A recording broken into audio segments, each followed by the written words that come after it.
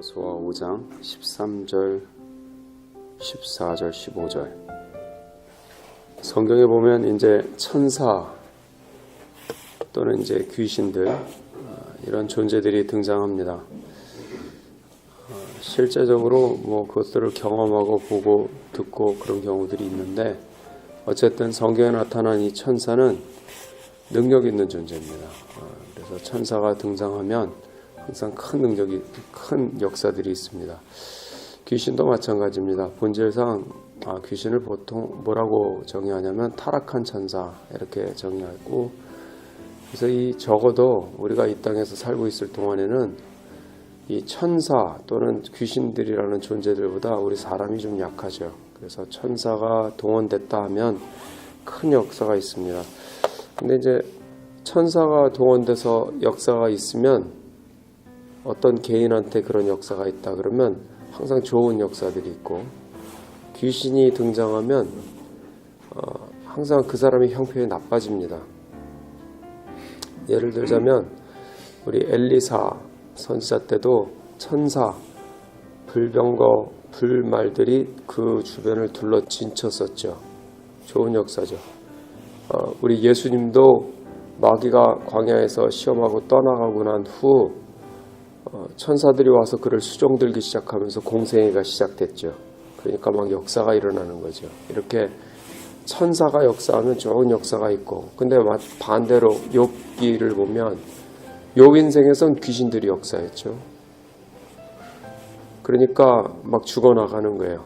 이 사탄이 역사하니까 죽어나가고. 그래서 마태복음에서는 우리 예수님이 이 세대가 마치 뭐가 같냐면 악한 귀신 하나를 쫓아냈더니 그리고선 집을 이제 잘 수리해놨는데, 청소해놨는데 더 자기보다 악한 귀신 7을 데리고 들어갔다. 그랬더니 형편이 좋아졌다 그랬습니까? 나빠졌다 그랬습니까? 나빠졌다 그랬죠. 그래서 귀신이 역사하면 당연히 나빠지는 거예요. 그래서 이제 우리는 어떤 역사를 원하냐? 천사가 당연히 동원되는 역사, 그런 인생, 그런 걸 살기를 원해요. 근데 어느 때 천사가 역사하냐면 천사는 내가 부리는 영은 아니에요. 천사는 하나님의 말씀을 이루는 존재들입니다.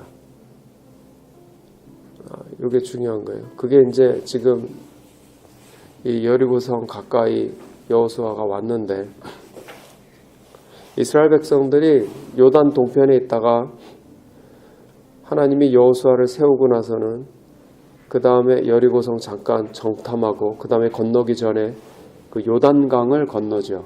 건너고 나서 그 사람들이 이제 할례 받고 이제 다 의식을 다 끝낸 다음에 여리고성 정복하기 위해서 가까이까지 왔어요. 왔는데 거기 칼을 빼든 사람을 하나 만납니다. 그러니까 심상치 않죠. 이렇게 범상치 않은 사람이 거기 딱 서 있으니까 여호수아가 묻죠. 당신은 우리 편입니까? 적들 편입니까? 그랬더니 그 칼을 빼든 사람이 뭐라 그러냐면 neither, 둘 다 아니다. 나는 너희 편도 적들 편도 아니다. 그리고서 하는 소리가 나는 여호와의 군대 장관으로 이곳에 왔다라고 얘기를 해요. 천사가 온 거예요. 이 말이 의미하는 게 굉장히 뜻깊습니다. 그러니까 우리는 보통 천사는 우리 편, 마귀는 쟤네 편, 귀신은 쟤네 편 이렇게 생각할지 모르나 그게 아니에요. 천사는 우리 편이나 적들 편이 아니에요. 천사는 누구 편이냐? 하나님 편이에요. 그러니까 우리가 이 천사가 역사하는 인생이 되려면 처음부터 아주 중요한 게, 내가 천사를 부려먹겠다라고 생각하면 그거는 아니라는 거예요. 이게 가나안 정복이 이스라엘의 일이 아니에요. 가나안 정복은 그 땅의 패역함을 심판하시고자 하는 하나님의 뜻이 있었던 거예요. 하나님의 전투고 하나님의 심판인데 그 일에 이스라엘이 하나의 도구로 지금 동원된 겁니다. 이렇게 보는 게 정확한 견해인 거예요. 그러니까 우리도 마찬가지죠. 저는 인생을 뭐에 달렸다. 보통 다 그렇게 얘기하죠. 복음. 복음이라는 게 도대체 뭐냐. 저는 주인 바꾸기라고 딱 생각을 해요. 주인 바꾸기. 언제 바뀌었냐? 선악과 때 바뀌었어요. 선악과 때 하나님이 원래 주인이셨는데 그 주인을 누가 바꿔놨냐? 사탄이 와서 사람을 속이는 걸 통해 가지고 사람이 지가 스스로 자기 주인 되겠다고 하는 순간 주인이 바뀌어 버렸어요. 그리고선 누가 주인 노릇하냐? 마귀가 주인 노릇해요. 그래서 우리 사람은 예수님이 주인이든지 자기가 주인이라 그러는데 자기가 막상은 주인이 아니고 죄와 사망의 종 노릇하니까 사탄이 주인이에요. 그러니까 이게 예수님 주인이냐 사탄 주인이냐 둘 중 안에 하나밖에 없어요. 다 인정은 안 하지만 알게 모르게 자기가 주인 되면 속습니다. 이 싸움이란 말이에요. 그러니까 개인의 인생도 우리가 하는 사역도 내 직업도 다 뭐에 달렸냐? 예수님을 얼마나 주인 삼느냐? 내가 하나님의 그 전투에 동원돼서 내가 그 종 노릇하면서 사느냐? 그거에 달렸다라고 볼 수 있습니다. 그게 잘 되는 사람은 하나님의 역사가 자꾸 끊이지 않고 그 인생에 드러나는 거고, 그게 잘 안 되면 자기는 그냥 자꾸 하나님을 부르짖고 뭐 하나님한테 찾는다 그러는데 잘 안 되는 거예요. 저는 이 싸움이라고 생각을 해요. 교회도 다 마찬가지. 교회도 막상 이게 예수님의 교회라고 다 얘기는 하는데, 하나님을 섬긴다고 얘기하는데 들여다보면 정말로 예수님이 주인이냐 아니냐 아닌 경우가 많다는 거예요. 그러니까 이게 되게 교묘한 거죠. 그럼 어떻게 하면 예수님을 주님으로 삼냐? 여기 나온 것처럼 여호수아가 그래요. 그 사람이 군대 장관이라는 걸 딱 알고 나서는 거기 보시면 14절에 이게 키포인트입니다. 여호수아가 땅에 엎드려 절하고 가로되 나의 주여 종에게 무슨 말씀을 하려 하시나이까. 자기가 부려먹겠다는 게 아니죠. 딱 엎드려서 나의 주여 종에게 무슨 말씀을 하시려니까. 그건 거예요. 우리가 종 되는 연습, 이게 기도입니다. 기도는 그냥 땅에 엎드려서 주여 종이 여기 있습니다. 이게 기도인 거예요. 그래서 기도를 바로 하면, 바른 기도를 자꾸 하면 점점 자기가 약해지고 순해져요. 기도를 잘못하면 점점 자기가 세져요. 고집만 세지고 자기의 콧대가 높아져요. 그 흔히 말할 때 디폴트라는 말 있죠. 디폴트. 뭔가 특별히 세팅을 하지 않으면 기본적으로 잡혀있는 그 값어치, 수치, 디폴트라 그러는데 우리의 디폴트가 뭔 것 같으세요? 저는 암만 생각해도 우리 디폴트는 선할 것 같아요. 자아가 너무 자꾸 올라와요. 단적인 예로 성령 충만이 가만히 있으면 성령 충만해집니까? 노력해야 성령 충만해지나요? 가만히 있으면 몸이 좋아지나요? 막 근육남이 되고 근육녀가 되나요? 가만히 있으면 그냥 순두부가 되나요? 생각을 해보세요. 가만히 있으면 막 뭐가 좋아지질 않아요. 우리는 죄를 짓기 위해서 금식을 하거나 노력을 할 필요가 없어요. 그냥 살면 죄를 져요. 희한해.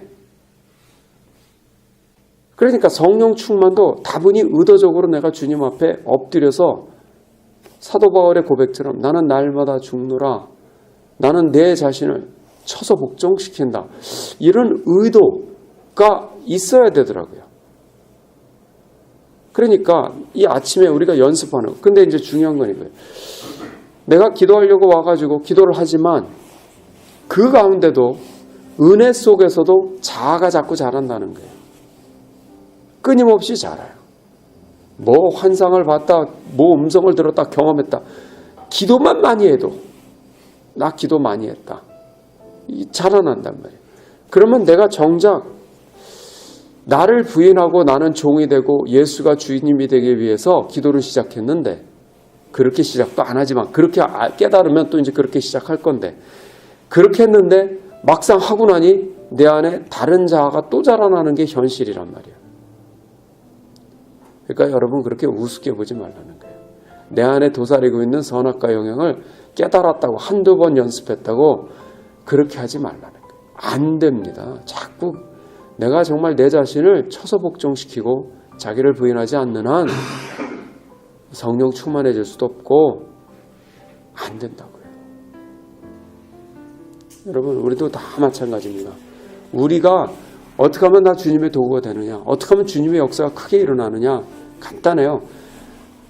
아주 큰 고난 속으로 들어가셔서 날마다 기도하고 나를 부인하지 않을 수 없는 그런 상황으로 들어가시든지, 아니면 어떤 방법이든지 나를 쳐서 복종시켜서 나를 부인하고 주님을 주님으로 삼는 그런 일이 있든지, 뭐 그런 것밖에는 없어요. 이게 철두철미한 싸움입니다. 이 경건에 이르는 연습에 중요한 거죠. 자기 부인. 그래서 오늘 아침에 기도할 때도 이 여호수아 흉내를 좀 내십시다. 그냥 엎드려서 주여 종이 여기 있습니다. 주님 말씀하소서. 주께서 말씀하시는 걸 제가 듣겠습니다.